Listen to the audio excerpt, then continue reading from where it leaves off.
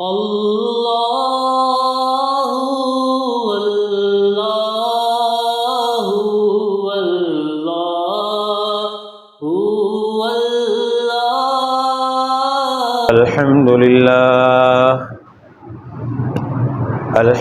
للہ وکفى وسلام علی عباده الذین اصطفى خصوصا علی سید الانبیاء وعلى آلہ واصحابہ الاتقیاء الذین هم خلاصۃ العرب العرباء وخیر الخلائق بعد الانبیاء اما بعد فاعوذ باللہ من الشیطان الرجیم بسم اللہ الرحمن الرحیم قال اللہ تبارک وتعالی فی کلام المجید وفرقان الحمید والفجر وليال عشر والشفع والوتر صدق اللہ مولانا العظیم وصدقه رسوله النبی الکریم ونحن على ذلك لمن الشاهدين والشاكرين والحمد لله رب العالمين اللهم صل على محمد وعلى آل محمد كما صليت على إبراهيم وعلى آل إبراهيم إنك حميد مجيد اللهم بارك على محمد وعلى آل محمد كما باركت على إبراهيم وعلى آل إبراهيم انک حمید مجید۔ انتہائی قابل احترام عزیزوں، بھائیوں اور دوستوں، ذی قعدہ کی 24 تاریخ اور جمعۃ المبارک کا یہ بابرکت دن رب کریم اس بابرکت مہینے اور بابرکت دن کی ساری خیریں، برکتیں، رحمتیں، راحتیں ہم سب کو، پوری امت مسلمہ کو نصیب فرمائے۔ چونکہ اس مہینے کا یہ آخری جمعۃ المبارک ہے اور چند دنوں بعد اللہ تعالیٰ کی طرف سے ایک انتہائی خوبصورت موقع، انتہائی اہم دن، انتہائی اہم لمحات اور گھڑیاں شروع ہونے کو ہیں، اور اسی کے متعلق اللہ کریم نے اپنی مقدس کتاب میں قسم بھی اٹھائی اور ان دنوں کی اہمیت بھی بتلائی۔ اس لیے کوشش کروں گا کہ اس اہم، بڑے، عظیم، مبارک دنوں کے متعلق اپنی گزارشات عرض کروں، ان کے شروع ہونے سے پہلے عرض کروں، تاکہ اللہ کریم صحیح معنوں میں ہمیں ان بابرکت دنوں کی خیریں اور برکتیں حاصل کرنے کی توفیق نصیب فرمائے۔ پارہ نمبر 30 سورہ فجر کی پہلی آیت ارشاد ربانی ہے، والفجر، قسم ہے مجھے فجر کے وقت کی، قسم ہے مجھے فجر کے وقت کی۔ امام الانبیاء صلی اللہ علیہ وسلم کے اوپر یہ قرآن نازل ہوا، اور جناب نبی کریم صلی اللہ علیہ وسلم نے یہ مقدس قرآن، یہ مقدس کتاب، یہ مقدس فرمان، یہ مقدس ارشاد، یہ ارشادات، یہ تعلیمات اور یہ علم اللہ سے لے کے اللہ کے بندوں میں تقسیم فرما دیا۔ اور سب سے پہلے جنہوں نے اللہ کے نبی سے قرآن پڑھا، اللہ کے نبی سے قرآن سنا،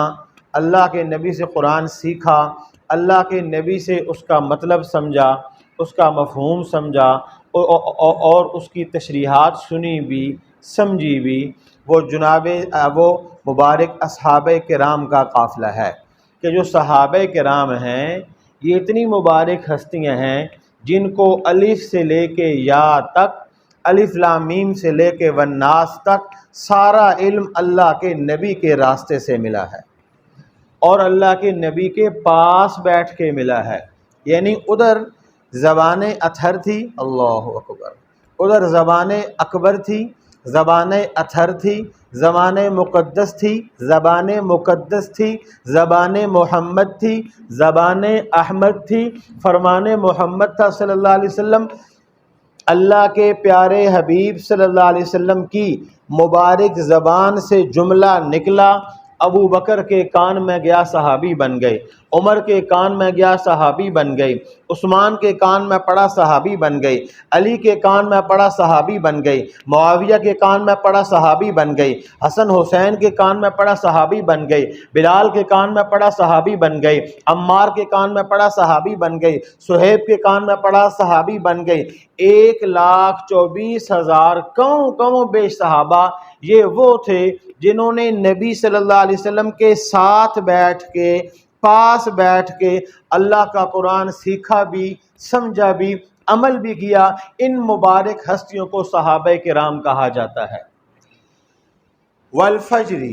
اللہ کیا فرما رہے ہیں؟ قسم ہے مجھے فجر کی۔ عبداللہ ابن عباس، عبداللہ ابن زبیر، حضرت علی، حضرت مجاہد، حضرت قتادہ، مختلف صحابہ کی روایتیں عرض کر رہا ہوں۔ اللہ نے قسم اٹھائی، مجھے قسم ہے فجر کے وقت کی، قسم ہے فجر کے وقت کی۔ دو صحابہ تو یہ فرماتے ہیں اس کا مطلب ہے کہ روز صبح جو اللہ کی طرف سے فجر طلوع ہوتی ہے اللہ اس کی قسم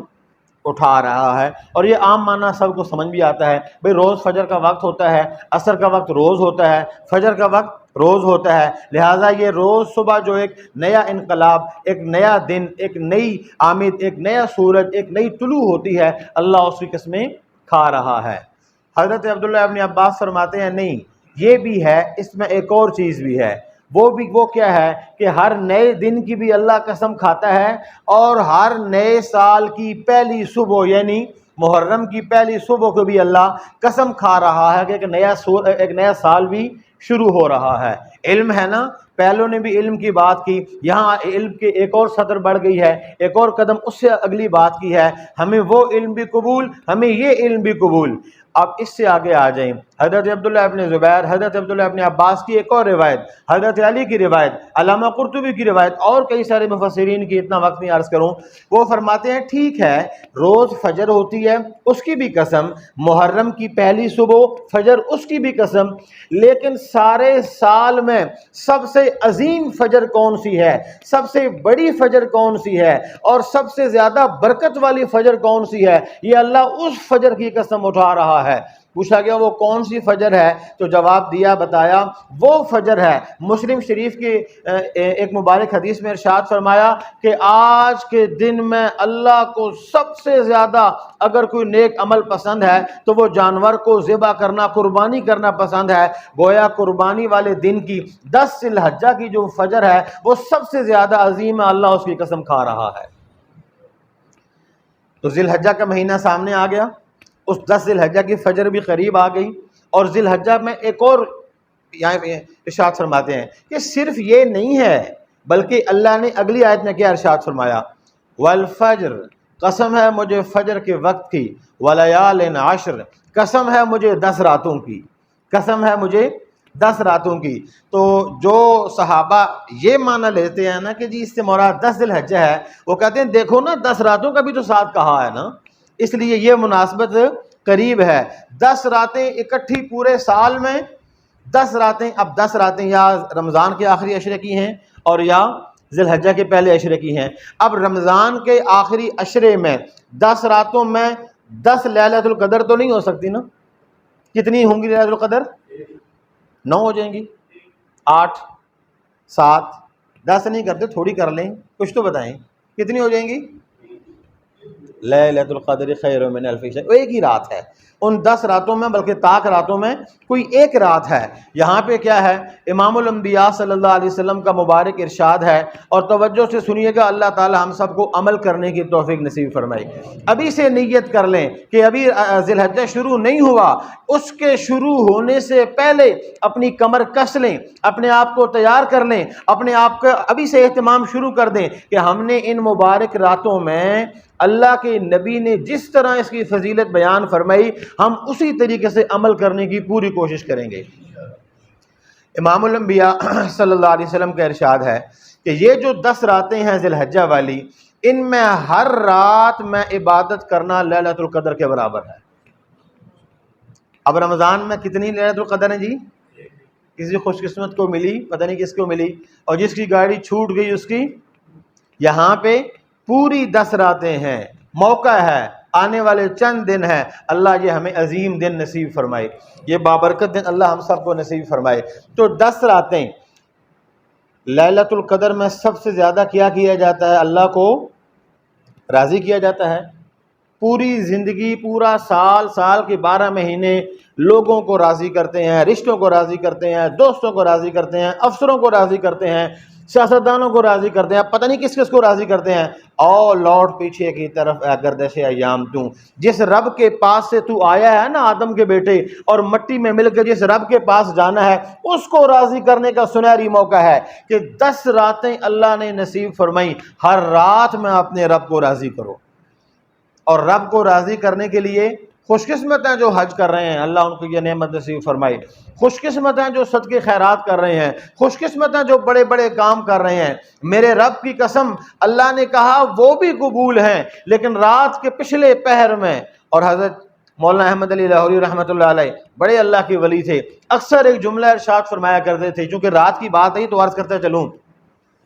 رات کے پچھلے حصے میں کوئی دولت بانٹی جاتی ہے، جو جاگت ہے سو پاوت ہے، جو سوت ہے سو کھوت ہے۔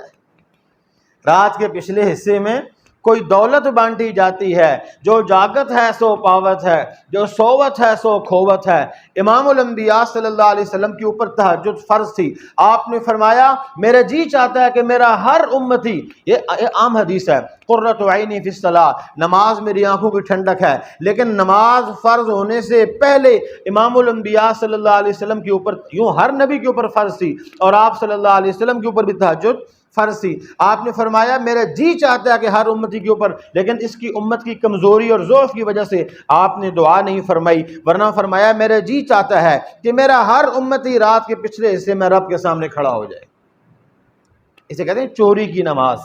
چھپ کے نماز۔ اور حدیث میں ارشاد فرمایا خوش قسمت ہے، اللہ رحم کرے اس میاں کے اوپر جو رات کو اٹھتا ہے تہجد کے لیے، پھر بڑے آرام سے اپنی بیوی کو بھی اٹھاتا ہے۔ بلکہ حدیث کے الفاظ عرض کروں جو حدیث میں ہے،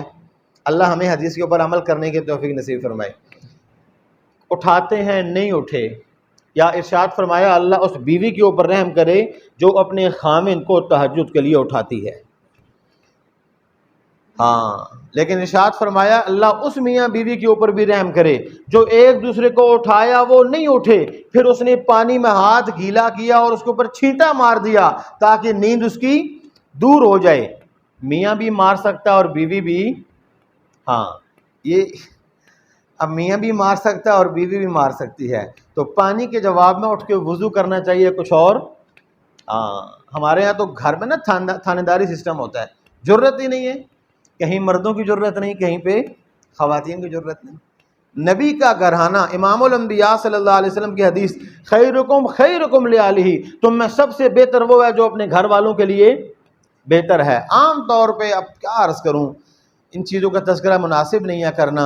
یہ کمیاں ہوتی ہیں اور کمیوں کا تذکرہ نہیں کرنا چاہیے، لیکن اکثر سنتے، آج بھی صبح کے کچھ لوگ آئے ہوئے تھے کہ وہ گھروں سے پریشان ہیں، اولاد ماں باپ سے پریشان، ماں باپ اپنی اولاد سے پریشان۔ جب گھر میں نبوی زندگی نہیں ہوگی، سیرت نبوی نہیں ہوگی، حضور کی سنت کے اوپر نہیں چلیں گے، تو اولاد ماں باپ سے خوف کھائے گی، ماں باپ اولاد سے خوف کھائیں گے۔ تو اللہ رحم فرمائے ان کے اوپر جو تہجد کے لیے ایک دوسرے کو اٹھاتے ہیں رات کے وقت میں، اور راتیں ہوں یہ ذی الحجہ والی، اور جن میں اللہ تعالیٰ لیلۃ القدر کے برابر ثواب دے رہا ہے، اور اس وقت میں آپ اٹھتے ہیں تہجد کی نماز پڑھتے ہیں، کوئی 20 رکعت نہیں، کوئی 30 رکعت نہیں، کوئی 100 رکعت نہیں، کوئی 10 رکعت نہیں، پڑھیں جتنا پڑھ سکتے ہیں، لیکن میں کم از کم عرض کر رہا ہوں جس نے رات کو اٹھ کے 2 رکعت نماز پڑھ لی تہجد کی، کتنی بھائی؟ 2 رکعت نماز پڑھ لی تہجد کی، خیر من الدنیا وما فیہا، یہ جو کچھ دنیا ہے اور دنیا میں ہے اس سب سے بہتر ہے۔ اور اللہ حضرت مولانا سید احمد خان صاحب رحمۃ اللہ علیہ مدینہ منورہ میں ساری عمر گزری، وہاں پہ درس حدیث دیا کرتے تھے، وہ فرماتے ہیں بھی اس کا مطلب جو آپ کہہ دیتے ہو جو دنیا میں ہے اس سب سے بہتر ہے، تو آپ سمجھتے ہو کہ گاڑیوں سے بہتر ہے، ہاں جی گھروں سے بہتر ہے، اور بازاروں سے بہتر ہے، پلازوں سے بہتر ہے، ڈالر سے بہتر ہے، پیٹرول سے بہتر ہے، جو آپ لوگوں کے لیے ہیں۔ تو ہم نے کہا جی ہم تو یہ سمجھتے ہیں، کہا جی ان سے تو ویسے ہی اللہ کا نام بہتر ہے، دنیا کی چیزوں سے تو ویسے بھی اللہ کا نام، سارے بازاروں سے، سارے دفتروں سے، سارے عہدوں سے، ساری بادشاہتوں سے، ساری حکومتوں سے، ساری دولتوں سے، سارے خزانوں سے ویسے بھی اللہ کا نام بہتر ہے۔ حدیث میں یہ نہیں کہا یہ تو ویسے بھی بہتر تھا، یہ کہا کہ اس وقت میں جتنے نیک کام اور کرنے کے ہیں، کوئی روزہ رکھ رہا ہے، کوئی تلاوت کر رہا ہے، کوئی صدقہ کر رہا ہے، کوئی خیرات کر رہا ہے، وہ بھی بہت بڑھیا، لیکن رات کے پچھلے حصے میں رب کے سامنے ہاتھ باندھ کے آہو زاری کرنا ان نیک کاموں میں سب سے زیادہ بہتر ہے۔ تو ان راتوں میں اللہ کے سامنے اٹھ کے نفل پڑھنے کا اہتمام کریں گے نا انشاءاللہ۔ حدیث کا دوسرا حصہ، ارشاد فرمایا ان 10 دنوں میں جو روزہ رکھتا ہے، ایک روزہ رکھنا 1 سال کے برابر نفلی روزہ رکھنے کا ثواب ہے۔ اب بتاؤ 1 سال کا ہم روزہ رکھ سکتے ہیں؟ جی مہینہ شروع ہوتا ہے رمضان کا تو وہ پتہ نہیں آج کل عجیب سی چیزیں چل پڑی ہیں، جی جس نے پہلے رمضان کی خوشخبری دی اس کو پتہ نہیں کس چیز کی بشارت ملتی ہے، جس نے عید کے لیے پہلے بتا دیا اس کو، کوئی ایسی حدیث نہیں ہے۔ یہ سارے سوشل میڈیا کے لوگ ہیں، وہ جیسی جو چیز سمجھ میں آتی ہے چلا دیتے ہیں۔ تو ہم تو رمضان کا مہینہ شروع ہوتا ہے تو گننا شروع کر دیتے ہیں، عید 29 کی آئے گی، 30 کی آئے گی، سال تو بڑی دور کی بات ہے۔ خوش قسمت ہیں وہ لوگ جن کو اس عشرے میں روزہ رکھنے کی توفیق ہو جاتی ہے۔ اللہ کے نبی صلی اللہ علیہ وسلم کا فرمان ہے ایک روزہ رکھا 1 سال نفلی روزہ رکھنے کا ثواب ہے۔ یہ تو ہو گئے ان روزوں کا ثواب۔ اور اگلی حدیث سن لیں، حدیث کا ایک اور حصہ، 9 ذی الحجہ 10 کو آپ عید ہوتی ہے، اس سے پہلے والا دن 9 ذی الحجہ 9 ذی الحجہ کو یوم عرفہ کہا جاتا ہے۔ اچھا یوم عرفہ کے متعلق بھی ایک بات مشہور ہے کہ جس دن حاجی میدان عرفات میں اکٹھے ہوں اس دن کسی اور جگہ پہ کچھ لوگ اکٹھے ہو جاتے ہیں۔ میں نے تو یہاں تک سنا ہے کچھ لوگ اکٹھے ہو کے لبیک اللہم لبیک بھی وہ چلنا پھرنا، تو نہیں بھائی، لبیک اللہم لبیک وہیں کے لیے خاص ہے۔ میدان عرفات پوری دنیا میں ایک ہی ہے، وہ وہیں کے لیے خاص ہے۔ جو چیزیں اللہ نے وہاں عظیم بنائی ہیں ان کی دنیا میں اور کاپی نہیں ہو سکتی ہے۔ نماز کی اجازت دی نا اللہ نے، پوری زمین اللہ نے مسجد بنا دی، روزے کی اجازت دی نا، لیکن حج کے لیے وہی ایک جگہ، عرفہ کے لیے وہی ایک جگہ، لبیک اللہم لبیک کے لیے وہی ایک مخصوص جگہ ہے، اور نہیں ہو سکتے، نہ ایسا کرنا چاہیے۔ تو ارشاد فرمایا کہ 9 ذی الحجہ یوم عرفہ، وقوف عرفہ جس دن ہوتا ہے، اور یہاں جس دن ہماری 9 ذی الحجہ ہوگی، 9 ذی الحجہ کا جس نے روزہ رکھا، اس ایک روزے کے بدلے میں اللہ کریم اس کے 1 سال پہلے کے اور 1 سال آئندہ کے چھوٹے گناہ اللہ سارے معاف کر دیتا ہے۔ ہاں بتاؤ، روزہ بھی اس میں آ گیا، تہجد بھی اس میں آ گیا، حج بھی اس میں آ گیا، نماز بھی اس میں آ گئی، اور قربانی کرتے ہیں، صدقہ خیرات بھی اس میں آ جاتا ہے۔ یہ سارے نیک عمل ان 10 دنوں میں آ گئے نہیں آ گئے؟ توجہ ہے میری طرف؟ ہاں ایک طرف توجہ، اس طرف بات ہو رہی ہے، باقی کام تو چلتے رہیں گے نا۔ تو ان 10 دنوں کی ایک اور فضیلت کیا ہے کہ 9 ذی الحجہ کو جس نے روزہ رکھا، اس روزے کی وجہ سے 1 سال پہلا اور 1 سال آئندہ آنے والا چھوٹے گناہ اللہ سارے معاف کر دیتا ہے۔ بڑے گناہ کے لیے آپ ویسے رات کو اٹھ کے تہجد پڑھ رہے ہیں، انہیں آپ یہ بھی آسان ہے، نیت کی میں نے 2 رکعت نماز نفل تہجد کی، آپ اسی کو کر سکتے ہو، میں نے نیت کی 2 رکعت نماز نفل تہجد کی، نماز توبہ کی، نماز استغفار کی، نماز حاجت کی، یہ ساری نیتیں نفل نیتیں ہیں، اس ایک میں آپ کر سکتے ہیں، اور زیادہ اللہ پڑھنے کی توفیق عطا فرمائے تو اس سے بڑی بات کوئی نہیں ہے، لیکن کم از کم اتنا تو ہونا چاہیے، اس کا اہتمام کریں گے انشاءاللہ۔ راتیں رب کی یاد سے آباد ہوں، دن روزے سے آباد ہوں، اور پھر آخری دن جب آئے کہ وہ جو 10 ذی الحجہ کا ہے اس میں آپ اللہ کے نبی علیہ السلام کا فرمان ہے کہ حضرت علی رضی اللہ تعالیٰ عنہ کے حوالے سے یہ حدیث ہے کہ قربانی کرنے والا شخص جب وہ جانور کے اوپر چھری اس کے اوپر پھرتی ہے، اس کا خون گرتا زمین کے اوپر ہے، اس کے خون کو اللہ محفوظ کر دیتا ہے۔ اس خون کی وجہ سے زمین پر گرنے سے پہلے اللہ اس کے سارے گناہ معاف کر دیتا ہے۔ تو بتاؤ، اس قربانی بھی ہو گئی، حج بھی ہو گیا، روزہ بھی ہو گیا، تہجد بھی ہو گئی، عبادت بھی ہو گئی، گناہوں کی بخشش بھی ہو گئی، یہ عظیم دن ہو گئے کہ نہیں ہو گئے؟ اب ان عظیم دنوں کی قدر کرنی چاہیے نہیں کرنی چاہیے؟ ان کا اہتمام کرنا چاہیے نہیں کرنا چاہیے؟ ورنہ بھائیو، زندگی تو گزر رہی ہے، اب یہ ذی القعدہ گزر گیا نا، قیامت آ سکتی ہے، یہ والا مہینہ ہمیں دوبارہ گزرا ہوا ایک پل، ایک منٹ، آج صبح کا جو وقت تھا جو ہمارے ہاتھ سے نکل گیا، قیامت آ سکتی ہے، یہ آج والا گزرا ہوا ہمارے ہاتھ سے نکلا ہوا وقت، یہ دن دوبارہ واپس نہیں آ سکتا۔ اس لیے ابھی سے اس کا اہتمام کریں، اپنے گھڑیوں کے الارم درست کریں، اپنے موبائل کے اوپر الارم لگائیں، اپنا شیڈول چینج کریں۔ میں نے رات کو جلدی سونا ہے۔ دیکھو، اصل میں ہم لوگ اس زندگی سے ہٹ گئے ہیں۔ وہاں پہ تو یہ تھا کہ عشاء کی نماز کے بعد کسی کو دوسرے گھر میں جانے سے منع کیا جاتا تھا کہ بھائی یہ جانے کا وقت نہیں ہے۔ ہمارے ہاں تو اس وقت ہم گھروں سے اپنے کام کاروبار سے فارغ ہو کے پہنچتے ہیں، اس وقت ہم اپنے معاملات شروع کرتے ہیں۔ غلط ہے۔ سیرت نبوی میں تو یہ تھا کہ کسی کے گھر میں جاؤ تو روشنی میں جاؤ، 3 دفعہ دستک دو، جواب ملے تو جاؤ، نہیں تو واپس آ دو۔ ہمارے ہاں جب تک اللہ فون اٹھائے نہیں، ہم لگے رہتے ہیں پیچھے، اور پھر کہتے ہیں یا اللہ ہمارے حال پہ رحم فرما۔ نہیں، سیرت ان والی، صورت ان والی، زندگی ان والی، طریقہ ان والا، تو پھر انہی کی برکت سے اللہ یہاں بھی مدد فرمائے گا، وہاں بھی مدد فرمائے گا۔ تو یہ مبارک دن آ رہے ہیں، ابھی سے ان کا اہتمام کریں کہ یہ وقت ہمارے ضائع نہ ہو جائیں۔ جو بات آپ نے سنی روزے کے متعلق، تہجد کے متعلق، قربانی کے متعلق، عرفہ کے متعلق، یہ ساری باتیں جا کے ہماری جو بیٹیاں، بہنیں، مائیں گھروں میں خواتین ہیں، وہ بھی الحمدللہ مسلمان ہیں، انہوں نے بھی قبر میں جانا ہے، انہوں نے بھی اللہ رسول کو راضی کرنا ہے، ان کو بھی بتائیں گے نا انشاءاللہ۔ کہ ہمارے بتانے کی وجہ سے کئی دفعہ ایسا ہوتا ہے کہ شاید ایک بندہ کمزور ہے، بوڑھا ہے، بیمار ہے، ہمت اتنی نہیں ہے، وہ 2 ہی رکعت تہجد پڑھے گا، لیکن اگلے کو بتائے گا ہو سکتا ہے وہ 8 رکعت پڑھ لے، وہ 16 رکعت پڑھ لے، ہو سکتا ہے یہ ایک پارہ تلاوت مشکل سے کرتا ہے، وہ پورا قرآن پاک کی تلاوت مکمل کر لے۔ تو اس لیے خیر کے کام کو آگے پہنچانا، دیے سے آگے دیا جلانا، بھلائی کی کام کو آگے پہنچانا، امام الانبیاء صلی اللہ علیہ وسلم کا فرمان ہے بلغوا عنی ولو آیا، میری ایک بات بھی اگر تمہیں پتہ ہے وہ بھی جا کے اور آگے جا کے لوگوں میں پھیلاؤ، لوگوں کو بتاؤ۔ تو اس کا اہتمام کریں گے انشاءاللہ۔ تو اس مبارک مہینے کی قدردانی کرنا، اور ایک بہت ضروری چیز، دیکھو بھائیو، قانون کی خلاف ورزی دروازے کے پیچھے کمرے میں کرو تو جرم ہے کہ نہیں ہے؟ ایک بندہ کہتا ہے کہ میں گھر میں بیٹھا ہوا تھا پھر میں نے قانون توڑا، جرم ہے کہ نہیں ہے؟ اگر اپنی گلی میں توڑو وہ بھی جرم ہے کہ نہیں ہے؟ اگر روڈ کے اوپر توڑو وہ بھی جرم ہے کہ نہیں ہے؟ اگر بیچ چوراہے میں توڑو تو وہ بڑا جرم بن جاتا نہیں بن جاتا؟ بالکل ایسے ہی ہے، ساری زندگی گناہ کرنا بہت بڑا گناہ ہے۔ کوئی بھی گناہ ہے، چاہے وہ غلط دیکھنا ہے، وہ غلط سننا ہے، وہ غلط سوچنا ہے، وہ دھوکہ دینا ہے، وہ جھوٹ بولنا ہے، وہ کسی کی غیبت کرنا ہے، یہ سارے گناہ ہیں۔ لیکن ان مبارک دنوں میں جب ہم گناہ کرتے ہیں تو وہ اور زیادہ خطرناک ہو جاتے ہیں، وہ اور زیادہ نقصان پہنچانے والے ہو جاتے ہیں۔ ایک آدمی پیدل جا رہا ہے، پاؤں پھسلا، گرا، کپڑے گندے ہوتے ہیں۔ دوسرا سائیکل پہ جا رہا ہے، گرا، ہو سکتا ہے کپڑے گندے ہوئے تھوڑا چوٹ آ گئی معمولی سی۔ موٹر سائیکل سے گرا ہے، معمولی ہڈی فریکچر ہوگی۔ خدا نہ خواستہ ہوائی جہاز سے گر گیا، بتاؤ اس بندے کی ہڈی پسلی ملنے کی امید ہے؟ جس کی پرواز جتنی اونچی ہوتی ہے وہ اتنی زیادہ نازک ہو جایا کرتا ہے۔ جتنی مبارک دن ہوتے ہیں، چاہے وہ رمضان کے ہوں، چاہے وہ محرم کے ہوں، چاہے وہ ذی الحجہ کے ہوں، جتنے مبارک دن ہوتے ہیں ان دنوں میں گناہ بھی اتنا ہی زیادہ خطرناک ہو جاتا ہے۔ اس لیے ابھی سے، اگر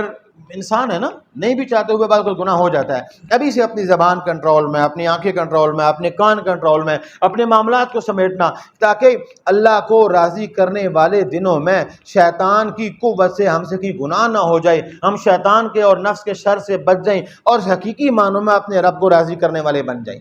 اس کا اہتمام کریں گے انشاءاللہ۔ اللہ عمل کرنے کے توفیق نصیب فرمائے۔ اللہ